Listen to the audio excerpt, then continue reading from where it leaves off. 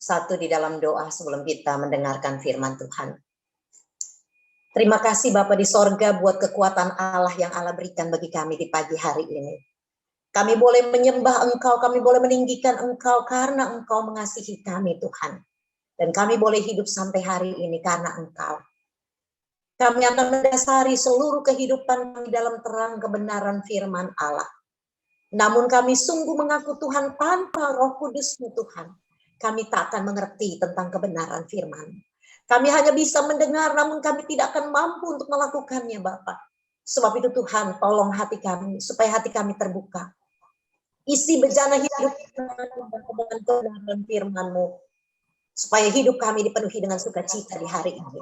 Bahkan kami berjalan sesuai dengan kehendak Bapa di sorga. Kami mau memuliakan Tuhan lewat hidup ini. Sekali lagi Bapak artikan firman, yang hendak kami baca, kami dengar, kami siap untuk melakukannya. Amin. Bapak Ibu Saudara-saudara yang diberkati oleh Tuhan Yesus Kristus, sekali lagi selamat pagi. Kita akan membaca dan mendengarkan firman Tuhan yang terambil dari Alkitab Perjanjian Baru, Injil Lukas pasalnya yang ke-10 ayat 25 sampai dengan ayat yang ke-37 yang berkata demikian, orang Samaria yang murah hati. Pada suatu kali berdirilah seorang ahli Taurat untuk mencoba Yesus, katanya, "Guru, apa yang harus kuperbuat untuk memperoleh hidup yang kekal?" Jawab Yesus kepadanya, "Apa yang tertulis dalam hukum Taurat? Apa yang kau baca di sana?" Jawab orang itu, "Kasihilah Tuhan Allahmu dengan segenap hatimu, dan dengan segenap jiwamu, dan dengan segenap kekuatanmu, dan dengan segenap akal budimu, dan kasihilah sesamamu manusia seperti dirimu sendiri." Kata Yesus kepadanya, "Jawabmu itu benar, perbuatlah demikian, maka engkau akan hidup." Tetapi untuk membenarkan dirinya, orang itu berkata kepada Yesus, "Dan siapakah sesamaku manusia?" Jawab Yesus, "Adalah seorang yang turun dari Yerusalem ke Yerikho. Ia jatuh ke tangan penyamun yang bukan saja merampoknya habis-habisan, tetapi yang juga memukulinya, dan yang sesudah itu pergi meninggalkannya setengah mati. Kebetulan ada seorang imam turun melalui jalan itu. Ia melihat orang itu, tetapi ia melewatinya dari seberang jalan. Demikian juga seorang Lewi datang ke tempat itu. Ketika ia melihat orang itu, ia melewati dari seberang jalan. Lalu datang seorang Samaria yang sedang dalam perjalanan ke tempat itu. Dan ketika ia melihat orang itu, tergeraklah hatinya oleh belas kasihan. Ia pergi kepadanya lalu membalut luka-lukanya. Sesudah ia menyiraminya dengan minyak dan anggur. Kemudian ia menaikkan orang itu ke atas undangannya sendiri, lalu membawanya ke tempat penginapan dan merawatnya. Keesokan harinya ia menyerahkan 2 dinar kepada penginapan itu. Katanya, "Rawatlah dia, dan jika kau belanjakan lebih daripada ini, aku akan menggantinya waktu aku kembali." Siapakah di antara 3 orang ini menurut pendapatmu adalah sama dari orang yang orang itu, orang yang telah menunjukkan belas kasihan padanya? Kata Yesus kepadanya, "Pergilah dan perbuatlah demikian." Bapak Ibu Saudara-saudara yang diberkati oleh Tuhan Yesus Kristus, saya coba ingin membuat tema pagi ini adalah berbelas rasa dosa. Bapak Ibu Saudara-saudara yang diberkati oleh Tuhan Yesus Kristus, kita harus mengakui bahwa upaya untuk menjaga dan merawat relasi antara sesama ini bukan sebuah hal yang mudah. Berbatasan dengan sesama yang tadi ini, sikap berrasa, sikap empati atau peduli dengan sesama yang ada dalam penderitaan. Tapi bukan dan masalah hidup, kekurangan, sakit, dan lain sebagainya. Mereka tentu saja sangat membutuhkan bantuan serta pertolongan kita.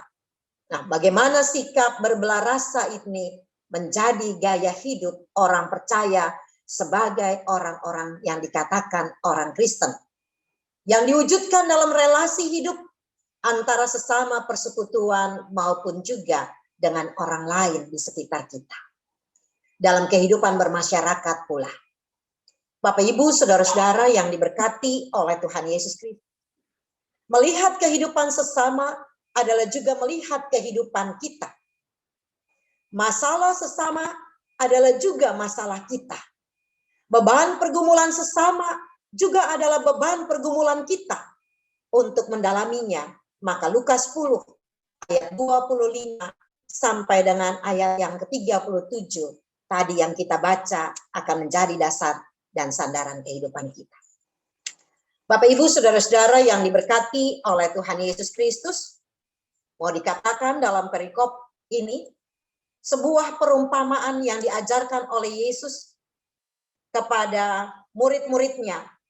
Perumpamaan ini hendak menggambarkan tentang cinta kasih yang tidak terbatas dari Tuhan kepada orang yang membenci sekalipun. Tuhan Yesus mengisahkan cerita ini kepada ahli Taurat yang bertanya kepadanya tentang apakah yang harus dilakukan untuk mendapatkan hidup yang kekal. Dapat dibaca dalam ayat yang ke-25. Ahli Taurat ini bertanya tidak dengan maksud baik, tetapi dengan tujuan untuk mencobai Tuhan Yesus. Itulah sebabnya Tuhan Yesus tidak langsung menjawab pertanyaannya, tetapi Yesus balik bertanya kepadanya, apa yang tertulis dalam hukum Taurat?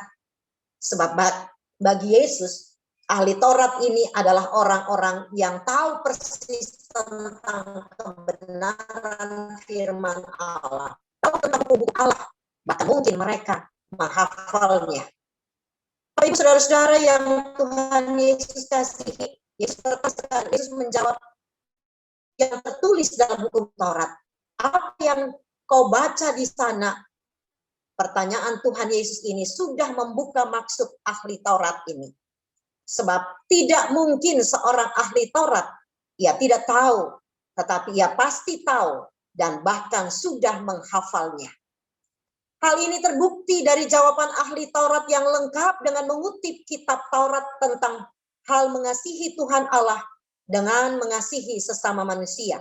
Itu dapat dibaca dalam ayat 27, bahkan bisa kita bandingkan dalam Imamat 19 ayat 18, Ulangan 6, bahkan ayatnya yang kelima. Bapak, Ibu, saudara-saudara yang Tuhan Yesus kasihi, Tuhan Yesus menanggapi jawaban ahli Taurat ini dengan berkata bahwa jawabanmu itu benar. Perbuatlah demikian, maka engkau akan hidup, dalam ayat yang ke-28. Namun untuk melihat kebenaran dirinya sendiri, ahli Taurat ini kembali bertanya kepada Yesus, siapakah sesamaku manusia? Dapat dibaca dalam ayat 29. Dalam agamaannya, pentingnya perintah yang pertama untuk dilakukan dengan baik. Namun perintah pertama dan terutama ini sangat berhubungan erat dengan perintah yang kedua, yaitu kasihilah sesama manusia seperti dirimu sendiri. Disinilah ahli Taurat melihat masalah dalam perintah kedua dan mengajukan pertanyaan kepada Tuhan Yesus dengan harapan jawaban Yesus sesuai dengan batasan-batasan soal sesama huruf pemahaman ahli Taurat. Bapak, Ibu, saudara-saudara yang Tuhan Yesus kasih, hal ini dimulai dari dirinya sendiri sebagai pusat dan dikelilingi oleh kerabat dekatnya. Kemudian sanak keluarganya, serta semua orang yang menyatakan diri sebagai suatu komunitas keyahudian. Di luar dirinya dan komunitas itu dianggap bukan sesamanya. Bapak, Ibu, saudara-saudara yang Tuhan Yesus kasih, menarik bahwa pertanyaan ahli Taurat soal siapakah sesama oleh Tuhan Yesus menolak untuk menjawabnya secara langsung. namun ia menceritakan tentang kisah seorang Samaria yang murah hati. Adalah seorang yang tidak disebutkan jelas identitasnya. Apakah dia orang kaya atau orang miskin? Membuat perjalanan dari Yerusalem ke Yeriko yang begitu jauh, jaraknya kira-kira 27 km. Jalur ini tidak berpenduduk dengan situasi kondisi yang sepi dan jalannya yang berbatu karang dengan jurang di kedua sisi jalan. Bapak Ibu saudara-saudara yang Tuhan Yesus kasih, pada zaman itu diberi nama jalan itu jalan berdarah. Kemungkinan besar diakibatkan sering terjadinya aksi kekerasan yang menimbulkan jatuhnya korban. Nah, Bapak Ibu saudara-saudara yang Tuhan Yesus kasih, rute perjalanan oleh para siarah dan para kafilah, dan seringkali mereka suka dirampok oleh para penyamun yang suka bersembunyi di balik-balik batu kapur besar. Demikian orang itu dirampok dan mencoba melawan mereka, dipukul, kemudian ditinggalkan dalam keadaan setengah mati. Ayat yang ke-30. Kebetulan ada seorang imam yang melalui jalan itu dan melihat orang itu dan bertanya, tetapi ia melihat orang itu yang sementara kena musibah, ia melewatinya dari seberang jalan, artinya dia melewati tempat yang lain. Demikian juga seorang Lewi yang melewati jalan itu dan melihat si korban dalam keadaan sekarat, namun ia melewati dari seberang jalan sana dengan seorang imam tadi. Ayat 32. Bapak Ibu saudara, terlihat imam maupun orang Lewi dalam jalan pulang selesai pelayanan di bait suci Yerusalem. Menurut hukum Taurat mereka tidak boleh menyentuh mayat, sebab bila mereka melakukan musuh mereka sendiri. Di mana seorang sosial mereka dinyatakan tidak akhir secara finansial, nanti dirugikan dalam kaitan dengan biaya perawatan kepada si korban. Dan dari sisi profesi, mereka tidak bisa mengikuti pelayanan imam dan imamat. Baik imam maupun orang Lewi sangat menjaga kesalehan mereka sebagai pelayan-pelayan Tuhan ketimbang mau bertindak dan berkorban menolong orang yang sekarat. Sebagai wujud berbelah rasa dengannya, sikap dan tindakan imam dan orang Lewi ini tidak menunjukkan sikap belas kasihan kepada sesama. Kemudian datanglah seorang Samaria yang ada dalam perjalanan dan melihat orang yang sekarat itu dan berperhatian oleh belas kasihan terakhir. Kemudian ia mendatanginya, membalurkan lukanya, kemudian dengan anggur dan minyak dan menaikkan orang itu ke keledainya serta membawanya ke tempatnya. Dan esok harinya orang Samaria ini menyerahkan 2 dinar kepada pemilik penginapan dengan pesan untuk merawat orang itu, dan apabila kekurangan biaya akan digantikan saat dia kembali dari perjalanan.